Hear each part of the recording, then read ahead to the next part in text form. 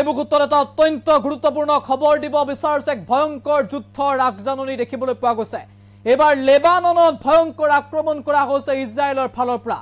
এবাৰ ইজৰাইল আৰু হামাস নহয়, ইজৰাইল আৰু হিজবুল্লাহৰ মাজত আৰম্ভ হৈছে এক প্ৰকাৰৰ যুদ্ধ। ধাৰাবাহিকভাৱে হিজবুল্লাহৰ ঘাটিত আক্ৰমণ কৰি গৈছে ইজৰাইলে।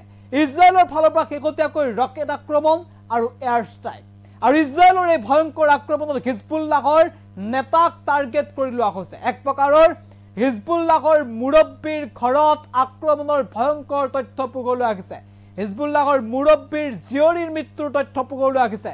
আৰু এই ভয়ংকৰ যুদ্ধই সমগ্ৰ বিশ্বজুৰি ব্যাপক চৰ্চা লাভ কৰিছে, কাৰণ লেবাননত এইবাৰ ধাৰাবাহিকভাৱে ইজৰাইলে আক্ৰমণ কৰি গৈছে। কেইটামান মুহূৰ্তৰ ভিতৰতে তছনছ কৰি পেলোৱা হৈছে লেবাননৰ কেইবাটাও হিজবুল্লাহৰ ঘাটি। আৰু তাৰ পাছতে সমগ্ৰ বিশ্বজুৰি এই মুহূৰ্তত প্ৰশ্ন উঠিছে যে এইবাৰ যুদ্ধ আৰু অধিক ভয়ংকৰ হ'ব নেকি? যুদ্ধ ক্ৰমাৎ যেন ভয়ংকৰ হোৱা পৰিলক্ষিত হৈছে।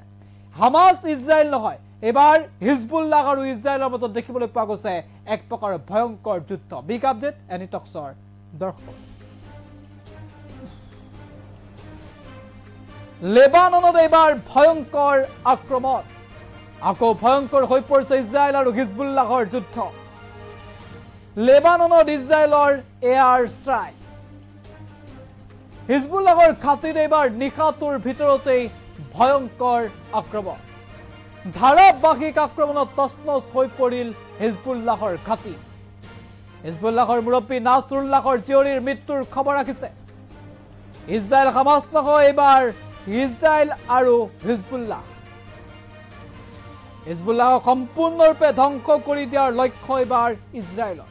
ইতিমধ্যে ইজৰাইল ডিফেন্স ফৰ্চে আৰম্ভ কৰিছে ভয়ংকৰ আক্ৰমণ। ধাৰাবাহিক আক্ৰমণত তছনছ হৈ পৰিছে হিজবুল্লাহৰ ঘাটি। এটাৰ পাছত আন এটা ঘাটি উৰুৱাই দিয়া হৈছে।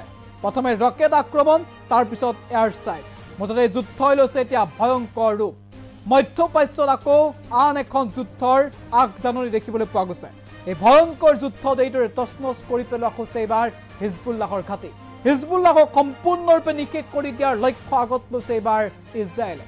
আৰু হিজবুল্লাহৰ মুৰব্বীক টাৰ্গেট কৰি লোৱা হৈছে। নাছৰুল্লাহৰ জীয়ৰীৰ মৃত্যুৰ তথ্য পোহৰলৈ আহিছে। আৰু এই খবৰ সমগ্ৰ বিশ্বত এই মুহূৰ্তত চৰ্চিত হৈ পৰিছে। সামাজিক মাধ্যম, সংবাদ মাধ্যমত আৰম্ভ হৈছে চৰ্চা। টুইটাৰত ট্ৰেণ্ডিং আৰম্ভ হৈছে। হিজবুল্লাহৰ ঘাটিত কৰা আক্ৰমণৰ পাছতেই সমগ্ৰ বিশ্বজুৰি আন এখন ভয়ংকৰ যুদ্ধৰ আগজাননী দেখিবলৈ পোৱা গৈছে।